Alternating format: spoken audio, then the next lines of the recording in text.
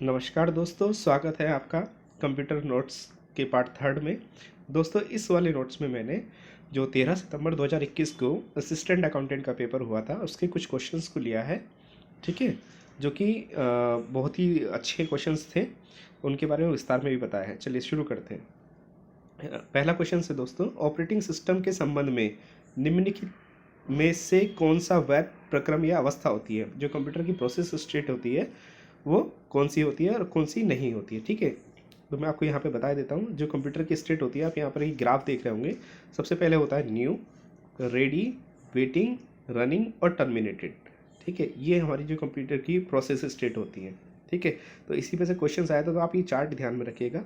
New, यहाँ पर start भी होता है, न्यू, रेडी, वेटिंग, रनिंग और टर्मिनेटेड। अब इसमें से कौन सी वाली नहीं है? देखो, रेडी भी है, वेटिंग भी है, रनिंग भी है, कौन सी नहीं है? स्टार भी। ठीक है, तो पहला क्वेश्चन का जवाब आप समझ गए होंगे, तो आपको ये चार्ट ध्यान में रखना है। सेकंड क्वेश्चन दोस्तों आया था, टीसीपी आईपी नेटवर्क में कितनी लेयर्स होते हैं? ठीक है, तो जो टीसीपी आईपी नेटवर्क होता है दोस्तों, उसमें 5 लेयर होते हैं। आप यहाँ पर देख भी रहे होंगे, मैंने यहाँ पे पूरा दिया हुआ है इमेज। ठीक है, पहली लेयर होती है फिजिकल लेयर। ठीक है, सेकेंड होती है डाटा लिंक लेयर, थर्ड होती है नेटवर्क लेयर, फोर्थ होती है ट्रांसपोर्ट लेयर और फिफ्थ होती है एप्लीकेशन लेयर। दोस्तों, आप इसका स्क्रीनशॉट लेके रख लें, क्योंकि किस लेयर का क्या काम है ये भी मैंने इसमें दिया हुआ है थोड़ा सा। जैसे जो फिजिकल लेयर है, the physical layer is the transceiver that drives the signal on the network. ठीक है, ये आपने देखा होगा, ये मॉडेम से बना रहता है, ये आपस में क्या करती है? ड्राइव्स करती है सिग्नल को। ठीक है, डाटा लिंक लेयर क्या करती है? Data link layer is responsible for creating the frames that moves across the network. ये फ्रेम्स बनाने का काम करती है जो कि पूरे नेटवर्क पर मूव करते हैं। ठीक, नेटवर्क लेयर आईपी, ठीक है, ये क्या होती है? The network layer is responsible for creating the packets. ये पैकेट्स बनाने का काम करती है। ठीक है, तो हमारी डाटा वाली जो फ्रेम्स बनाती है, पैकेट्स बनाती है, okay, to move across the network. अब हमारी आती है ट्रांसपोर्ट लेयर। ठीक है, the transport layer establish the connections. अब ये क्या करती है? कनेक्शन स्थापित करती है between application on different host. जो हमारे अलग अलग होस्ट होते हैं उनके बीच में जो एप्लीकेशंस होती हैं उनमें कनेक्शन स्टेब्लिश करने का काम करती है। ठीक है, और फिफ्थ लेयर होती है हमारी application layer. The application layer is the group of applications. अब एप्लीकेशन लेयर क्या होती हैं? कि बहुत सारी एप्लीकेशंस का एक समूह होती है। ठीक है, रिक्वायर नेटवर्क कम्युनिकेशन, जो किसके लिए ज़रूरत होती है? जो नेटवर्क कम्युनिकेशन के लिए जिनकी ज़रूरत होती है, वो बहुत सी एप्लीकेशंस का क्या होती है? ग्रुप होती है। तो यहाँ पे आप चित्र भी देख रहे होंगे, आप उससे समझ जाएंगे। ठीक है, तो आप ये क्वेश्चन कई बार आता है टीसीपी आईपी से रिलेटेड। मैंने देखा कि जितने भी पेपर्स हुए हैं, मोस्टली पेपर में टीसीपी आईपी का क्वेश्चन ज़रूर आया, चाहे उसमें फुल फॉर्म पूछी गई हो या फिर ये पूछा गया हो कि टीसीपी आईपी कितने होते हैं। ठीक है, तो आप ध्यान रखना कि टीसीपी आईपी में 5 लेयर होती है। कौन कौन सी लेयर होती है? Physical layer, data link layer, network layer, transport layer और एप्लीकेशन लेयर। और ये क्वेश्चंस मैं कहूँगा बहुत ही मोस्ट इंपॉर्टेंट क्वेश्चंस है, हो सकता है ये आपको आपके अगले पेपर में भी देखने के लिए मिल जाए। ठीक है, एक क्वेश्चन और ही आया था इस पेपर में, वो था फुल फॉर्म से रिगार्डिंग। देखिए, ये क्वेश्चन था, इनमें से कौन सा टीसीपी का फुल फॉर्म है? ठीक है, तो मैं आपको बता देता हूँ, आपने यहाँ पे नीचे देख भी रहे होंगे, ये मैंने यहाँ पे दिया हुआ है टीसीपी का फुल फॉर्म। तो TCP full form transmission control protocol होता है। देखो, टीसीपी का तो आपको पता चल गया, अब आईपी का क्या होता है? तो आईपी का जो फुल फॉर्म होता है दोस्तों, वो होता है हमारा इंटरनेट प्रोटोकॉल। यहाँ पर देखो, आप मैंने दिखा हुआ है, उसका पूर्ण रूप क्या होता है? Internet protocol. तो टीसीपी का होता है ट्रांसमिशन कंट्रोल प्रोटोकॉल और आईपी का होता है इंटरनेट प्रोटोकॉल। तो टीसीपी आईपी का फुल फॉर्म अगर आ जाता है तो आप बता सकते हैं कि ट्रांसमिशन कंट्रोल प्रोटोकॉल और इंटरनेट प्रोटोकॉल। ठीक है, मेरे हिसाब से आप ये समझ गए होंगे। चलिए नेक्स्ट क्वेश्चन पे चलते हैं। दोस्तों, नेक्स्ट क्वेश्चन हमारा आया था कि जब आप एम एस पावर पॉइंट में पहला प्रेजेंटेशंस फाइल बनाते हैं तो उसका डिफ़ॉल्ट नाम क्या होता है? डिफ़ॉल्ट नाम क्या होता है दोस्तों, मैं बता देता हूँ। आप एम एस वर्ड में, एम एस एक्सेल में या एम एस पावर पॉइंट में जब काम कर रहे हो और आपने फाइल को सेव नहीं किया, दैट मीन्स उसका एक डिफ़ॉल्ट नाम दे देता है कंप्यूटर। तो वो डिफ़ॉल्ट नाम क्या होता है? तो मैं आपको बता देता हूँ। देखो, नीचे मैंने एक छोटा सा एक टेबल्स बना के दिया है। ठीक है, एम एस वर्ड में जो डिफ़ॉल्ट नाम आता है वो आता है document 1। M S PowerPoint में जो आता है वो आता है प्रेजेंटेशंस 1। एम एस एक्सेल में जो आता है वो आता है बुक 1। एम एस पेंट में आता है अनटाइटल्ड और नोटपैड में भी आता है अनटाइटल्ड। ठीक है, मैं इसका थोड़े से एग्जाम्पल भी मैंने दिए हैं, आप यहाँ पर देख भी सकते हैं। मैं थोड़ा बड़ा कर देता हूँ, ये मैंने यहाँ पर पावर पॉइंट खोल रखा है। ठीक है, और पावर पॉइंट में आप यहाँ पे देखिएगा, इसका जो डिफ़ॉल्ट नेम आ रहा है, क्योंकि मैंने फाइल को सेव नहीं किया तो वो आ रहा है प्रेजेंटेशंस 1। ठीक है, ऐसे ही वर्ड में देखो, नीचे मैंने वर्ड फाइल खोली हुई है, उसका आ रहा है डॉक्यूमेंट 1। ठीक है, इसी तरीके से दोस्तों आप नीचे आएंगे तो ये देखिए मैंने एक्सेल्स खोल रखी है, तो एक्सेल का जो आ रहा है वही आ रहा है बुक 1। ठीक है, तो आपको ये ध्यान रखना है कि किस किस का क्या क्या नाम होता है, इसलिए मैंने ऊपर आपको बता रखा है। ठीक है, तो आपको यहाँ पर ये टेबल याद रखनी है कि MS वर्ड में डॉक्यूमेंट 1 आता है डिफ़ॉल्ट नाम, MS पावर पॉइंट में प्रेजेंटेशन 1 आता है, MS एक्सेल में बुक 1 आता है, MS प्रिंट में अनटाइटल्ड और MS नोटपैड में भी अनटाइटल्ड आता है, क्योंकि हो सकता है क्वेश्चन अगला वर्ड से रिलेटेड हो या एक्सेल से रिलेटेड हो। ठीक है, चलिए नेक्स्ट क्वेश्चन पे चलते हैं, इसलिए मैंने लेआउट भी दे दिया था आपको पूरा। अब आता है ये देखिए पोर्ट से रिलेटेड क्वेश्चंस भी मैंने देखा पिछले पेपर में भी पूछा गया था और इस पेपर में भी पूछा गया है, तो पोर्ट से रिलेटेड क्वेश्चंस आ सकता है आपकी बार भी, तो आप उसको ध्यान से देख ले। मैंने पूरा चित्र भी बताया कि कौन कौन सी पोर्ट का क्या क्या काम होता है। तो इसने पूछा है निम्नलिखित में से किस श्रेणी के पोर्ट का उपयोग सामान्यतः मॉनिटर को किसी कंप्यूटर के वीडियो कार्ड से जोड़ने के लिए किया जाता है। ठीक है, तो अब इसमें कौन कौन सी पोर्ट दी है, मैं serial port, parallel port, PS2 port और BGA पोर्ट। तो क्या क्या कौन किस किस चीज़ के लिए होती है देखिए हम नीचे समझते हैं। सबसे पहले उसने दी थी हमें सीरियल पोर्ट, तो देखो ये सीरियल पोर्ट आपकी ये रही। ठीक है, अब सीरियल पोर्ट किस लिए काम आती है, देखो सीरियल पोर्ट वैसे कई तरीके की चीज़ों के लिए काम आ जाती है, प्रिंटर वगैरह के लिए भी आ जाती है, और आजकल मोस्टली जैसे राउटर वगैरह आते हैं ना, तो कनेक्टिविटी के लिए, तो वो उसके लिए भी यूज़ हो जाती है। ठीक है, इसी तरीके से अब सेकंड नंबर पे था हमारा क्या, पैरेलल पोर्ट। तो पैरेलल पोर्ट हमारी नीचे है, इसके नीचे भी मैंने दिया हुआ है किस लिए यूज़ होती है, used for printer and data. ठीक है, अब हमारा था PS2 पोर्ट। तो PS2 पोर्ट किस लिए होती है, देखिए ये ग्रीन वाली जो है PS2 पोर्ट ये होती है माउस के लिए यूज़, राइट, और ये पर्पल कलर की होती है कीबोर्ड के लिए।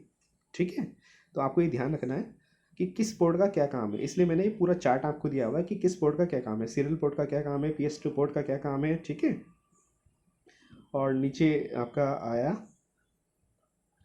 पैरेलल पोर्ट का क्या काम है, ये इस तरीके गेम पोर्ट होती है, इससे जॉयस्टिक एंड मिडी इनपुट होता है ये। ठीक है, अब इसी तरीके से मैंने देखो दोस्तों यहाँ पे भी बताया हुआ है कि ये जो VGA पोर्ट होती है इसका काम क्या होता है, ब्लू कलर की होती है, आपने पीछे देखा भी होगा, फॉर एक्सटर्नल मॉनिटर। अगर मॉनिटर को आपको कनेक्ट करना है तो किसके थ्रू करेंगे आप, VGA पोर्ट के थ्रू।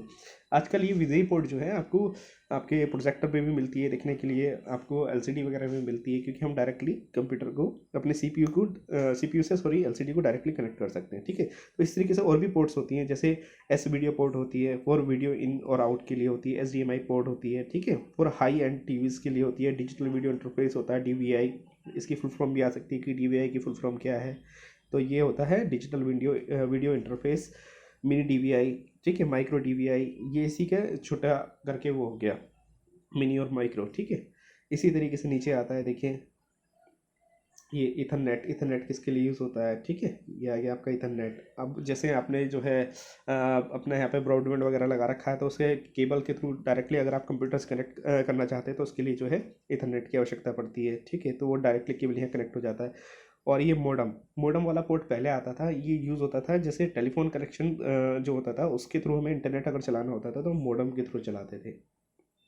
ठीक है, तो यहाँ पे लिखा हुआ है use to connect to internet via phone line, और ये वेरी स्लो होता था। ठीक है, तो इसके बारे में पूरा लिखा भी हुआ है कि ये क्या होता था। ठीक है, जैसे यूज टू कनेक्ट आपने यहाँ पे देखा होगा, ये इंटरनेट पोर्ट जो है इसके लिए है use to connect to internet and intranet network at high speed. इसके लिए ज़रूरी नहीं है कि आप इंटरनेट ही कनेक्ट कर रहे हो, आपके ऑफिस में कंप्यूटर है, 4-5 कंप्यूटर आपस में जुड़े हुए हैं, तो उनको भी आप जो है राउटर के थ्रू जो है एक दूसरे से कनेक्ट कर सकते हैं, ताकि उनका आपस में जो है कनेक्शन बना रहे। ठीक है, उसी तरीके से आपके और भी पोर्ट्स होते हैं, जैसे आपके यहाँ पर आ जाइए USB पोर्ट होते हैं। ठीक है, आजकल तो सारी चीज़ें वैसे USB पोर्ट से हो जाती हैं, आपको माउस कनेक्ट करना हो, प्रिंटर कनेक्ट करना हो, कुछ भी कनेक्ट करना हो वो USB पोर्ट के थ्रू कर सकते हैं।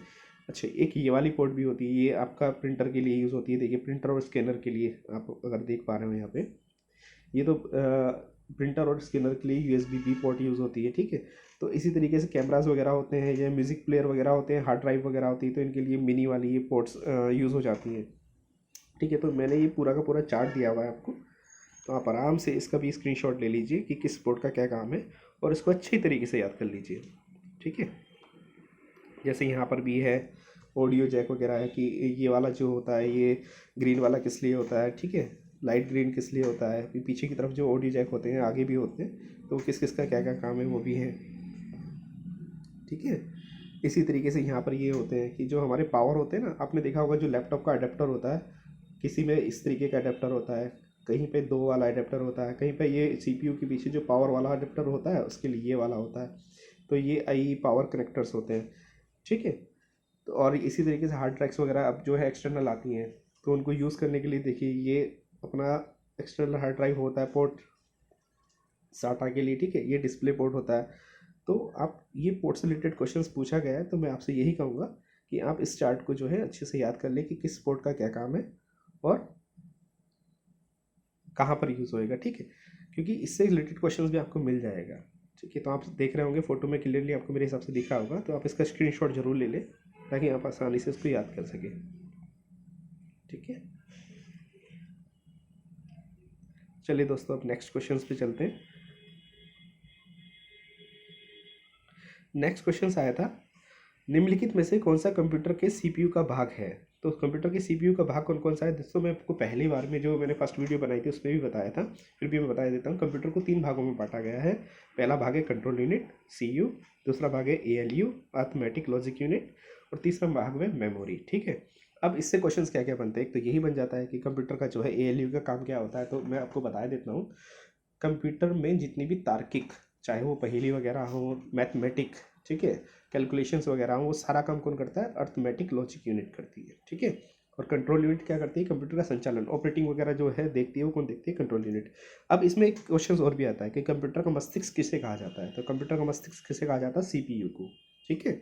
और उसकी फुल फॉर्म क्या होती है, सेंट्रल प्रोसेसिंग यूनिट। ऐसे ही एक क्वेश्चन ये आता है कि एएलयू की फुल फॉर्म क्या है, ठीक है। तो एएलयू की फुल फॉर्म होती है अरिथमेटिक लॉजिक यूनिट। इसी तरीके से क्वेश्चन और भी आ जाता है कि तार्किक क्रिया, कंप्यूटर में तार्किक और गणितीय क्रिया करने के लिए किसका प्रयोग होता है, तो अरिथमेटिक लॉजिक यूनिट का, ठीक है। चलिए नेक्स्ट। अब इसमें क्वेश्चन से किया है तो दोस्तों कि इनमें से किस कीबोर्ड शॉर्टकट का उपयोग एमएस पावर पॉइंट में रेडियो ऑपरेशंस करने के लिए किया जाता है, ठीक है। तो ये शॉर्टकट से रिलेटेड एक क्वेश्चन आया था, तो मैं आपको बता ही देता हूँ, ठीक, कि जो कंट्रोल प्लस वाई है उसका प्रयोग हमारे यहाँ पे रेडो के लिए किया जाता है। अब ये रेडो और अंडो होते क्या, चलिए इसको समझते हैं। देखिए, आप कभी भी कंप्यूटर के किसी भी प्रोग्राम में हो, चाहे वो आपका एमएस एक्सेल हो, वर्ड हो, या फिर पावर पॉइंट हो, सब में आपको एडिट बटन में अंडो और रेडो का ऑप्शन दिखाई देंगे, जैसे कि मैंने यहाँ पे आपको शो कर रखे हैं, राइट, ठीक है। अब ये यूज़ क्यों होते हैं, चलिए मैं आपको बता देता हूँ कि इनका क्या यूज़ होता है। तो आप यहाँ पे देख रहे होंगे, the undo command undoes the effect of the recent changes. जो भी आपने अभी रिसेंट चेंजेस अपनी फाइल में किए, अब मान लीजिए आप कोई लेटर टाइप कर रहे हो, उसमें आपने जो भी अभी जस्ट चेंजेस किए हैं, आप उसको हटाना चाहते हैं, ठीक है, तो आप उसको कर देंगे अंडू, ठीक।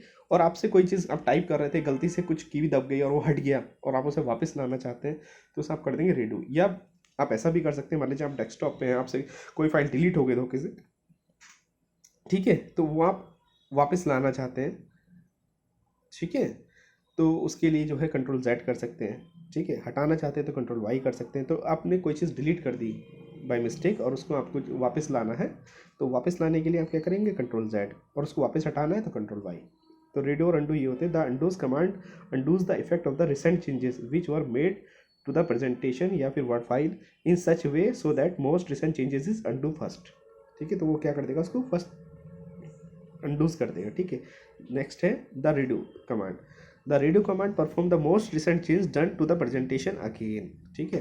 तो जो आपने किया था वो वापस उसको वैसा ही कर देगा, क्योंकि कई बार होता है कि टाइप करते समय किसी की पे दब जाता है, तो वो जितना मैटर हमने टाइप किया एकदम से हट जाता है, तो उसको वापस लाने के लिए आप कंट्रोल जेड यूज़ कर सकते हैं।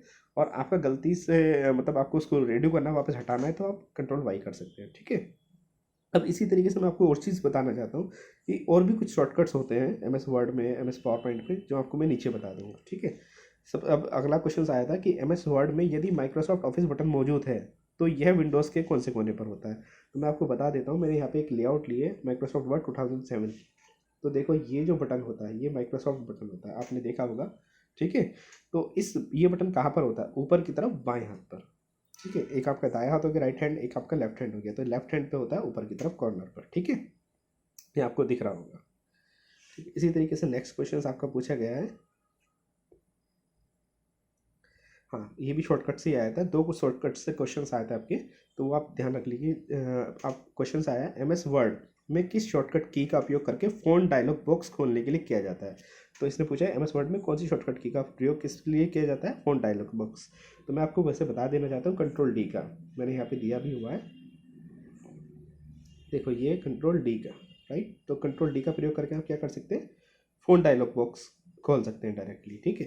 पर इसके साथ ये तो हो नहीं सकता कि अगली बार भी ये पूछा जाए, हो सकता है कुछ और पूछा जाए। तो मैं आपको बता देना चाहता हूँ कि इसमें जो एमएस वर्ड हो, पावर पॉइंट हो, एक्सेल हो, इसमें कुछ कमांड जो लगती हैं, जैसे कंट्रोल+A है, ये सेलेक्ट ऑल, जितना भी आपने लिखा है, राइट किया, उसे सबको एक साथ सेलेक्ट करने के लिए आप कंट्रोल A का यूज़ कर सकते हैं, और ये सभी जगह काम करता है, ठीक है।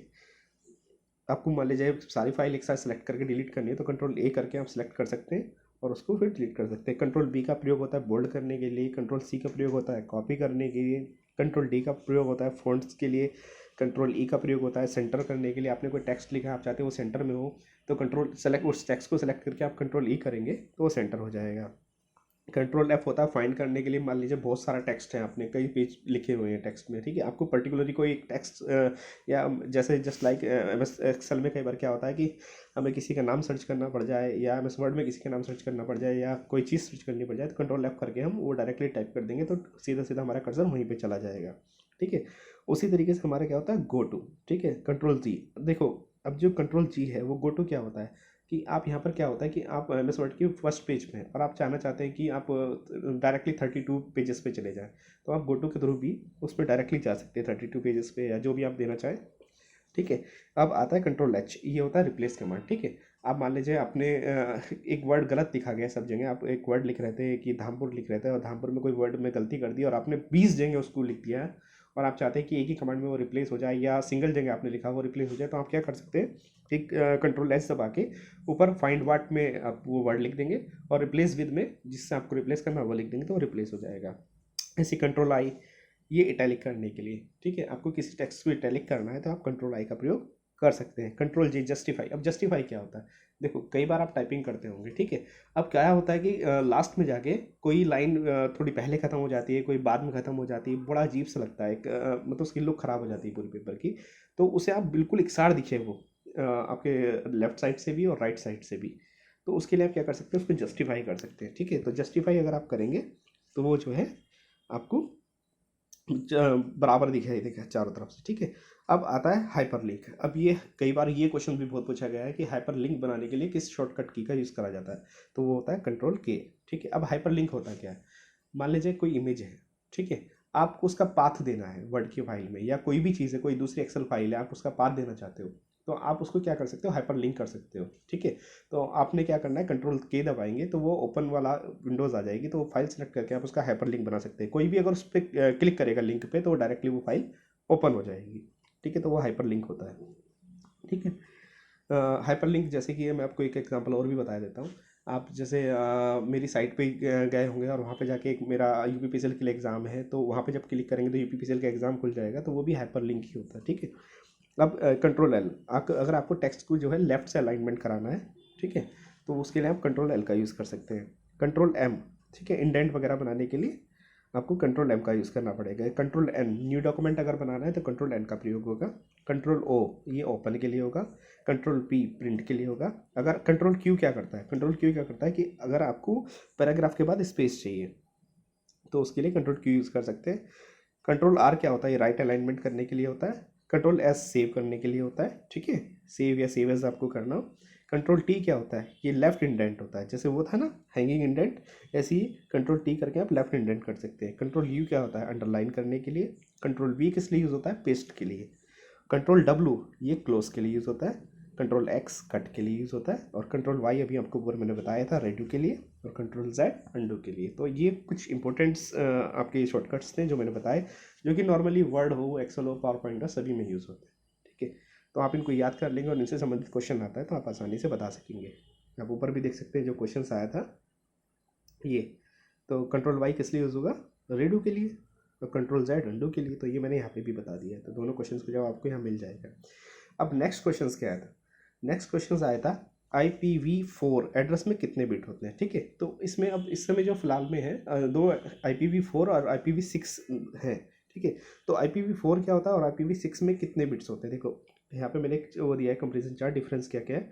तो आप यहाँ पे देख रहे होंगे कि IPv4 जो है वो 32 बिट्स यूज़ करता है, ठीक है, और IPv6 जो है वो 128 बिट यूज़ करता है। तो ये इसकी फुल फॉर्म क्या होती है, इंटरनेट प्रोटोकॉल वर्जन 4, ये मैंने ऊपर जब TCP IP बताया था तो मैंने आपको वहाँ पे बताया था कि IP बराबर इंटरनेट प्रोटोकॉल। यहाँ पर इंटरनेट प्रोटोकॉल वर्जन 4 और ये इंटरनेट प्रोटोकॉल वर्जन 6। तो ये कितना यूज़ करता है 32 बिट्स और ये कितना करता है 128 बिट्स। इसमें देखो ये भी पढ़ लेना कि ये DHCP जो है मस्ट सपोर्ट करता है DHCP और कंप्लीट मैनुअली हो जाता है, ठीक है। ये डस नॉट रिक्वायर DHCP, ठीक है। IPsec इज़ नॉट कंपलसरी, ये इसमें कंपलसरी है। तो ये चीज़ ध्यान में रख लेना, इसलिए मैंने चार्ट दिया। तो आप इसका स्क्रीनशॉट भी लेके रख सकते हैं कि इसमें क्या क्या डिफरेंस है, ताकि इससे संबंधित और भी क्वेश्चन आए तो आप बता दें, ठीक है। तो नेक्स्ट क्वेश्चन मैं बता देता हूँ। अरे सॉरी, कहाँ चला गया। यस, अब ये आया था क्वेश्चंस, ये कई बार आ भी चुका है और आता ही रहता है नॉर्मली, मैंने देखा है कि इंटरनेट का सबसे अच्छा उदाहरण है। तो मैं बता देता हूँ कि इंटरनेट के जो है एक तो लैन, मैन और वैन, 3 तरीके के नेटवर्क होते हैं। अब किस नेटवर्क का कहाँ काम होता है, कहाँ यूज़ हो सकता है, तो मैंने थोड़ा सा एक चार्ट के माध्यम से बताया कि क्या क्या डिफरेंस होते हैं। तो सबसे पहले आप देख रहे होंगे लैन, इसकी फुल फॉर्म आ जाती है कई बार। तो लैन का फुल फॉर्म होती है लोकल एरिया नेटवर्क। ऐसी मैन की फुल फॉर्म होती है मेट्रोपॉलिटन एरिया नेटवर्क। वैन की होती है वाइड एरिया नेटवर्क, ठीक है। अब इसका यूज़ कहाँ होता है, देखो लैन नेटवर्क होता है क्या है, आप अपने घर पे वाईफाई लगाते हो तो उस वाईफाई की जो है रेंज कुछ ही दूरी तक रहती है, बहुत दूरी तक उसकी रेंज नहीं रहती, आपके लगभग 1-2 घर तक ही रहेगी, उससे ज़्यादा नहीं जाएगी। तो वो क्या हो गया लोकल एरिया नेटवर्क, ठीक है।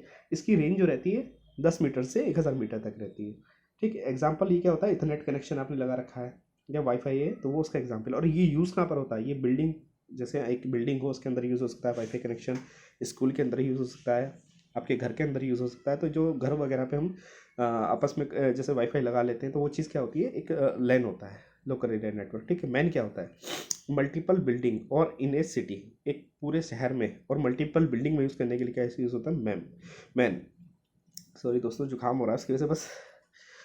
तो अब इसकी रेंज कितनी होती है 5 किलोमीटर से 50 किलोमीटर तक की, क्योंकि वायर आप ज़्यादा दूर यूज़ नहीं कर सकते, ठीक है। तो जैसे केबल टीवी नेटवर्क हो गया, ठीक।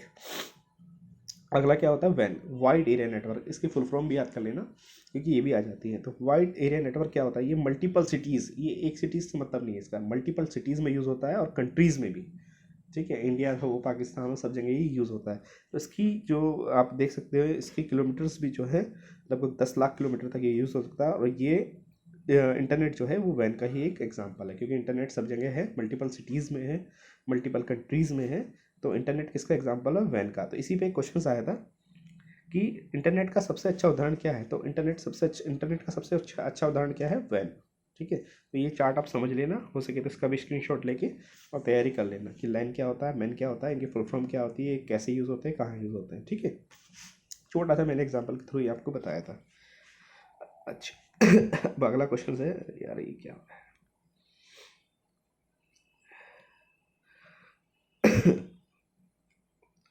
अगला क्वेश्चन आया था, निम्न में से कौन सा क्षेत्र फील्ड ईमेल भेजते समय खाली नहीं छोड़ा जा सकता, ठीक है। दोस्तों देखो, चाहे आप टेक्स्ट मैसेज भेज रहे हो चाहे ईमेल भेज रहे हो, अगर आप उसमें ये नहीं डालेंगे कि आपको भेजना किसको है, ठीक है, टू का मतलब है कि किसे सेंड करना है, तो वो जाएगा ही नहीं, जाहिर सी बात है। तो टू एक ऐसी फील्ड है जिसको आप ईमेल भेजते समय या मैसेज भेजते समय ब्लैंक नहीं रख सकते, ठीक है। वहाँ पर भेजने वाले का पता आपको ज़रूर चाहिए, चाहे वो कुछ भी हो, आपको भेजने वाले का पता जब तक नहीं डालेंगे तब तक वो नहीं जाएगा। पर मैं आपको इसमें एक चीज़ बता देता हूँ कि ईमेल से रिलेटेड और भी क्वेश्चंस आते हैं, जैसे what is the full form of CC की फुल फॉर्म क्या है, बीसीसी की फुल फॉर्म क्या है, क्योंकि मेरे वाले एग्जाम में मुझे अच्छे से याद है बीसीसी की फुल फॉर्म पूछी गई थी। तो मैं आपको यहाँ पे इसलिए ये भी बता देता हूँ, ये तो आप समझ गए होंगे कि आपको क्या ब्लैंक नहीं छोड़ सकते, टू नहीं छोड़ सकते, जिसको आपको भेजना है उसका पता ब्लैंक नहीं छोड़ सकते। तो चलिए देखो, ये एक ईमेल जो हम भेजते हैं उसका एक फॉर्मेट है। नॉर्मली आप में से कई लोगों ने मेल भेजा भी होगा तो ये आता है, ठीक है। अब इसमें पहले टू होता है और राइट में इधर सीसी और बीसीसी होता है। तो अब इसमें देखो मैं आपको बता देता हूँ कि जो है सीसी और बीसीसी होता क्या है, ठीक है। तो ये देखो, व्हाट डज सीसी मीन, देखो in email CC is the abbreviations of carbon copy, ठीक है। अब कार्बन कॉपी क्या होती थी, पहले जो है मेल तो होता नहीं था, पहले हम क्या करते थे कि अगर हमें 2 कॉपीज़ में बनाना है तो हम दोनों के बीच में कार्बन लगा देते थे, ठीक है। अब वहाँ पे ऊपर वाले पे लिखते थे तो कार्बन के थ्रू नीचे एक कॉपी बनती थी जिसको हम कार्बन कॉपी बोलते थे, ठीक है। तो वही यहाँ पे बताया कि CC is the abbreviation of carbon copy back in the days before, कुछ समय पहले जो होता था internet and email in order to create a copy of the letter you were writing, जो आप लेटर राइटिंग कर रहे थे, you had to place carbon paper between one you were writing on and other paper that was going to be your copy, ठीक है। Just like the physical carbon copy above CC is an easy way to send copies of a email to other people, ठीक है। तो CC means क्या होता है, carbon copy. अब इसी तरीके से बीसीसी मीन्स क्या होता है, देखो ये क्वेश्चन मेरे में आया था, मुझे अच्छे से याद है। बीसीसी मीन्स होता है ब्लाइंड कार्बन कॉपी। अब सीसी और बीसीसी में क्या डिफरेंस होता है, राइट, ये क्वेश्चन बहुत अच्छा है। तो मैं आपको यहाँ पे बता देता हूँ कि इसमें डिफरेंस ये होता है कि आपने जैसे 2 में तो डाल दिया जिसको आपको मेन भेजना है, ठीक है। अब सीसी में जिसको कार्बन कॉपी भेजनी है, हम लोग एक लेटर लिखते हैं, मान लीजिए हमने प्रधानमंत्री जी को लेटर लिखा और उसकी कॉपी किसी डिपार्टमेंट को देनी है, तो प्रधानमंत्री जी को हमने 2 में डाल दिया और बाकी डिपार्टमेंट को जिससे वो संबंधित था, वो जैसे मान लीजिए कृषि विभाग वाले आपका काम नहीं करके दे रहे हैं, तो आपने क्या किया कि मुख्यमंत्री जी को या प्रधानमंत्री जी को लिखते हुए आपने एक नीचे लास्ट में प्रतिलिपि कृषि विभाग को सूचनार्थ और अग्रिम कार्रवाई हेतु प्रेषित कर दी, ठीक है। तो वही यहाँ पर होता है कि 2 में तो आपने मेन को डाल दिया और सीसी में जिससे वो संबंधित है उसको डाल दिया। अब ये सीसी और बीसीसी में क्या डिफरेंस होता है, मैं आपको बता देता हूँ। आपने मान लीजिए सीसी में 10 लोगों को रखा, ठीक है, और बीसीसी में 1 आदमी को रखा या 2 आदमी को रखा, तो जो सीसी वाला है, ठीक है, उसके पास जब आप मेल भेजेंगे, क्योंकि मेल तो एक ही रहेगी, तो वो ये तो देख सकता है कि सीसी में कितने लोगों को मेल भेजा गया, उसको ये पता चल जाएगा। जैसे वो क्लिक करेगा सीसी पे तो उसको 10 लोगों को अगर आपने मेल भेजा तो उसके पास पूरी लिस्ट आ जाएगी। पर अगर आपने बीसीसी में किसी को मेल भेजा है तो वो ये कभी नहीं चेक कर पाएगा कि बीसीसी में आपने किसको मेल भेजा है, इसीलिए वो ब्लाइंड हो गई, क्योंकि सीसी वाला कभी नहीं, उसको पता नहीं चलेगा सीसी वाले को कि आपने किसको मेल भेजी। तो इसीलिए इसको बोला जाता है ब्लाइंड कार्बन कॉपी, कि इसकी जो है इंटीमेशन किसी के पास नहीं जाती कि बीसीसी किसको भेजा गया है, ठीक है। अच्छा, नेक्स्ट क्वेश्चन देख लेते हैं। अच्छा, यही थे आज के क्वेश्चंस। तो दोस्तों अगर आपको कुछ क्वेश्चंस पे लगा हो कि मैंने थोड़ा तेज़ पढ़ाया है, क्योंकि मेरी आज तबीयत ख़राब है, बस मैंने किसी तरीके से कोशिश की है कि आपको कुछ बता सकूं, तो प्लीज़ मुझे बताना ताकि मैं उसको अच्छे से समझा सकूं। और ऐसा नहीं है कि मैं सी लैंग्वेज से जो रिलेटेड क्वेश्चंस आए उनको नहीं पढ़ाऊँगा, उनको मैं पढ़ाऊँगा, पर मैं पहले खुद उसको अच्छे तरीके से सारे क्वेश्चंस को गैदर कर रहा हूँ, सारे क्वेश्चंस को इकट्ठा कर रहा हूँ ताकि उसका फिर एकदम से सोल्यूशन करा सकूँ। फिलहाल मैं बेसिक क्वेश्चन इसलिए करा रहा हूँ क्योंकि ऐसा नहीं है कि इस एग्ज़ाम में सारे आपको जो है ओ लेवल में सी से ई या फिर HTML से क्वेश्चंस मिलेंगे, ठीक है। तो बेसिक क्वेश्चंस भी आते हैं, अगर आपका बेसिक भी पक्का हो गया तो कम से कम आप 20 से 25 नंबर तो आसानी से ले सकते हैं, ठीक है। तो इसलिए ध्यान से पढ़ें। धन्यवाद।